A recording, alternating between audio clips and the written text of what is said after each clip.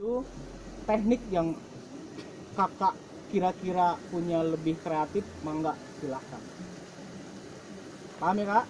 Paham. Yang kedua, di api unggun ini sejarahnya banyak sekali yang kontradiktif. Ada yang mengatakan bahwa ini dengan pandangan sinis dan perkembangan modern saat ini yang liberal dan demokrasi untuk menyatakan pendapat. Ada yang menyatakan bahwa ini sudah dilarang dan tidak dibolehkan. Katanya yang pertama merusak alam. Yang kedua lagi penyembahan terhadap api. Dan sebagainya dan sebagainya. Tetapi di Pramuka khususnya ini punya sebuah tauladan yang khusus. Ya. Sang Baden Powell waktu itu selalu memberikan tauladan, nasihat secara batiniah yang dalam itu selalu di acara api unggun. Karena ketika di acara api unggun kita dekat dengan alam dan hati kita terbuka, kepala kita rileks. Kemudian di acara api unggun juga kita mendapatkan sentuhan dari hati ke hati yang sangat dalam. Makanya Baden Powell berhasil mengumpulkan buku-bukunya sampai 11 buku yang mengilhami kita sampai saat ini. Itu berhasil mendapat inspirasi dari cerita-cerita unggun. Kalau kakak-kakak suatu saat mendapatkan sebuah buku yang paling fenomenal di dunia ya, yaitu Scouting for Boys yang dikarang oleh Baden Powell, dari bab ke babnya itu judulnya adalah cerita unggun 1, cerita unggun 2, dan seterusnya. Nah, jadi kita sebagai seorang penerus daripada ciptaan pekarangan beliau, tidak mungkin kita melupakan yang namanya api unggun. Paham ya kak? Nah, hikmah dari api unggun yang harus kita lihat adalah nilai positif. Yang pertama, kita harus lihat, semakin tua kita tidak boleh seperti api unggun. Ya, semakin tua. Jadi ketika dia muda, dia kokoh, dia kuat. Ketika terbakar, dia rapuh, kemudian hilang. Tapi hikmah yang ada di balik itu adalah bahwa kayu api unggun pada saat dia hidup menjadi sebatang pohon, dia berguna. Kemudian ketika dia ditebang, buahnya terambil, daunnya terambil, akarnya terambil, timbul sisa batang.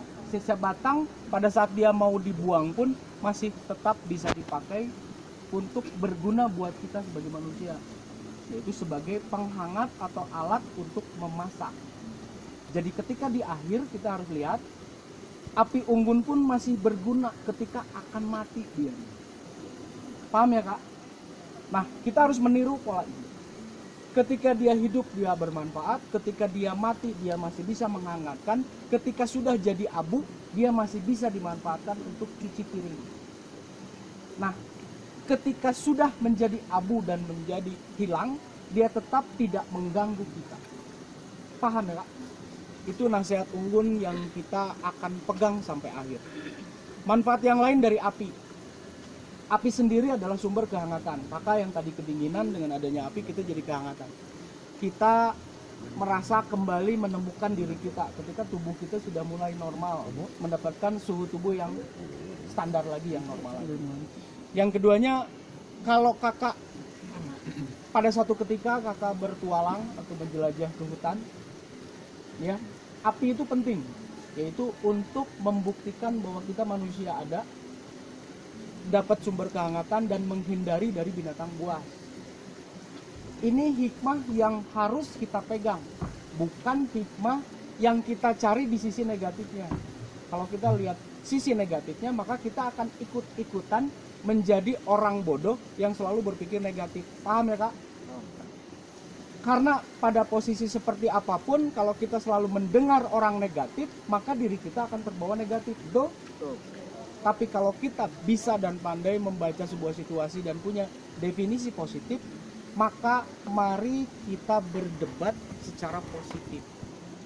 Apapun keburukan pasti ada hikmah. Betul? Hari ini kakak mendapatkan rintangan berat. Tadi jalan jauh, kehujanan, kemudian kakak bermain outside, berkotor-kotoran, kemudian kakak kehujanan lagi, kemudian berendam bersama-sama. Adakah hikmah yang kakak dapat? Ada hikmahnya tadi? Ada. Yang jelas kakak mulai tidak sadar diri pada hari tadi. Yang tua lupa tuanya. Yang sudah nenek-nenek tidak malu bercebur bareng-bareng anak muda. Mungkin kalau sadar kakak malu sendiri. Hikmahnya adalah kakak harus sadar, kakak harus ingat, suatu saat kakak akan membawa adik-adik seperti tadi. Paham ya kak? Kakak-kakak akan membawa mungkin 100, 10, 20, mungkin 40 adik-adik menuju perjalanan yang seperti tadi. Nah, kalau nanti adik-adik bertanya, kak capek enggak? Maka kakak harus ingat kejadian hari ini. Kalau menurut kakak itu capek, berarti adik-adiknya jangan dikasih yang seperti seberat yang kakak dapat hari ini. Paham? Paham. Itu ukuran yang ingin saya sampaikan ke kakak. Ketika kakak tadi mandi bareng di kolam secuil, menurut kakak apakah nanti pantas membawa adik-adik mandi bareng seperti itu? Ya. Kalau kakak menyatakan itu pantas, ambil hikmah, ambil kejadian positif yang akan kakak bawa dan tanamkan. Kalau kakak tidak pernah mandi bareng seperti tadi, tapi kakak sudah memberikan peserta didik perintah, ayo mandi bareng, kakaknya sendiri nongkrong di atas. Bagus apa tidak? Kakak sudah merasakan kan tadi. Betul? Jadi kakak sekalian, hikmah pelaksanaan KMD yang saya pimpin, yang kakak-kakak pelatih, sahabat saya ini, keluarga saya ini bantu dan berikan motivasi kepada kakak semua, yang memberikan pesan yang sangat-sangat banyak. Pesannya adalah dora, do yang utama. Lakukan dulu. Setelah itu ambil hikmah, ambil intisari dari setiap kejadian. Kalau pola lama selalu bercerita dulu, kemudian melakukannya entah kapan, hasilnya kakak hanya mendapatkan teori.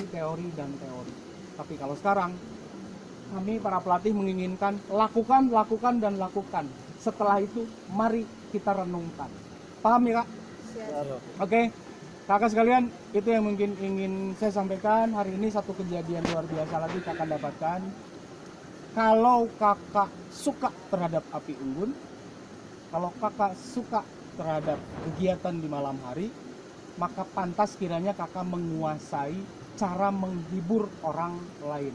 Betul? Betul.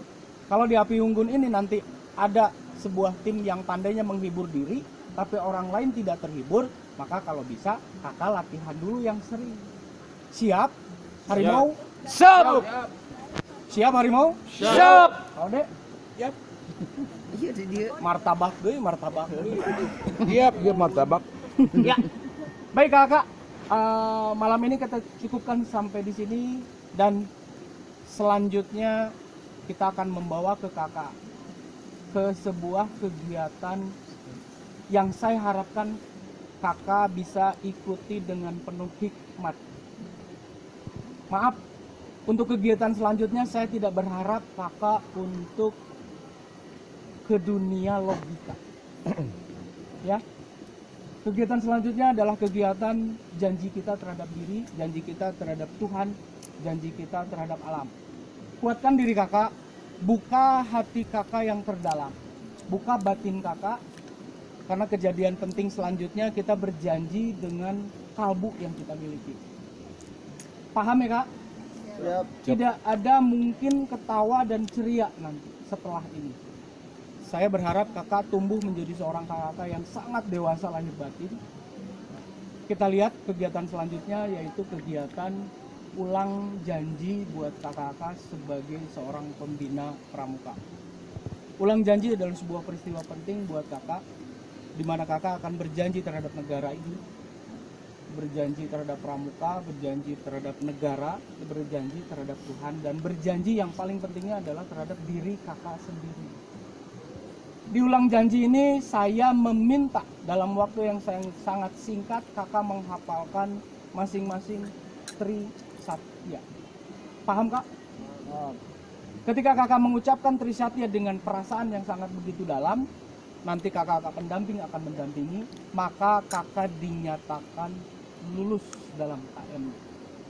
Tapi ketika kakak menyatakan Tri Satya dengan terbata, ragu, bahkan tidak hafal, maka ada kemungkinan kakak akan berulang sampai pagi kita berucap Trisatya. Paham? Baik. Saya pribadi dan tim pelatih akan menunggu kakak menghafal. Kami akan memberikan waktu kepada kakak selama 10 menit. Silakan kembali ke tenda. Silakan istirahat dan hafalkan Trisatya dengan posisi yang tidak berubah. Kakak memakai seragam kebesaran yang kita miliki saat ini. Paham ya kak? Siap. Baik, untuk semuanya, sebelum kita melanjut ke acara yang berikutnya, mari kita berdoa. Hikmat, mohon kakak semua merenungkan kejadian malam ini dan kita akan melangkah kepada sesuatu yang luar biasa. Berdoa, mulai.